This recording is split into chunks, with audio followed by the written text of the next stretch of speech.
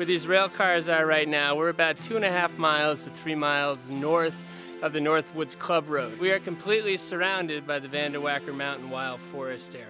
We've got cars up toward the house, 30 miles of potential parking lot. I've yet to talk to anyone that supports it. We've got the Wild Boreas River, classified under the New York State Wild and Scenic and Recreational Rivers Act.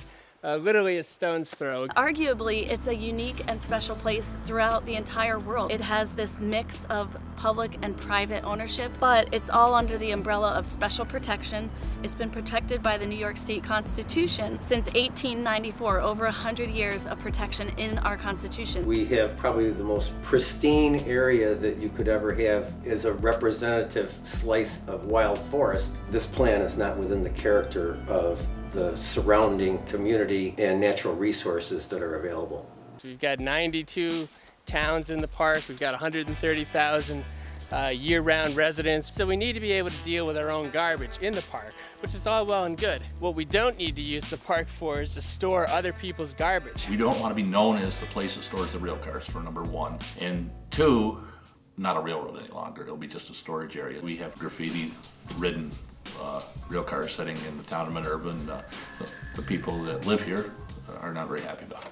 One of the purposes of the line is for tourist train. Another purpose was to be able to get tailings out of the Tahowas mine. Built during World War II to haul out titanium from the mine in Newcomb, was in service and very important during World War II and the Korean War. The proper use of those tracks would be to haul that stone aggregate out of the mine as originally intended. And once they put cars on the Sanford Lake line, they're not going to be able to get any freight out of Tahowas. In the late 1990s, the Adirondack Park Agency actually passed a policy saying we will not allow outside waste being imported into the Adirondacks. Unfortunately, what we've seen with Iowa Pacific Holding Company and the Saratoga North Creek Railroad is, without even checking in with the Adirondack Park Agency, without submitting an application, without submitting a letter of jurisdictional inquiry, without any contact with the APA, they just rolled in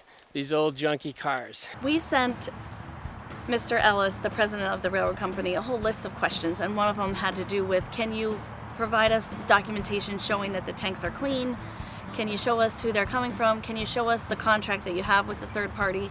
And basically he wasn't willing to answer any of those questions. So that's concerning to me, because if you've had them cleaned and you have the documentation, just give it to us. If a company is moving in this direction and it's a move that is fueled by an inadequate balance sheet, then there would be an apprehension in my mind that bankruptcy could be something that would be on the horizon.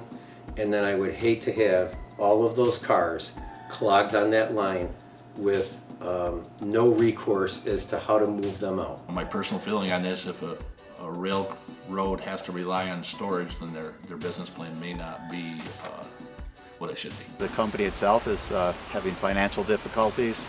What happens when they go bankrupt? These cars are just sitting there. There's no exit plan whatsoever.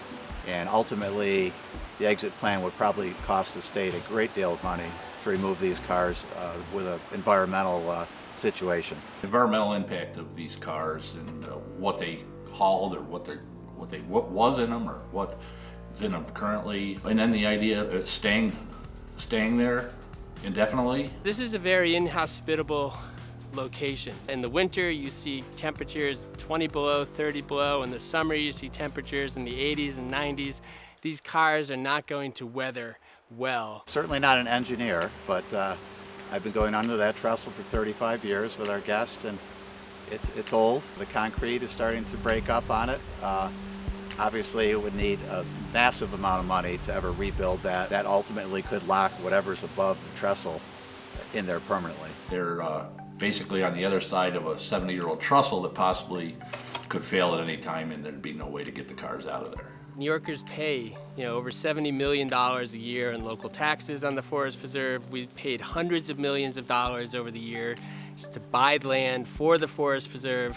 The Forest Preserve is the people's land of New York. Hopefully, with a little pressure from the governor's office and whoever else can help, we can get them to drop this project. They need some leverage from Albany, from the governor's office. Andrew Cuomo is a person of action, and I believe that he will take the appropriate methods in order to bring what I consider to be a crisis to a head. APA, DEC, and the governor, my understanding is they are reviewing the situation, but so far they have not taken an active role. DEC has sent representatives to our meetings.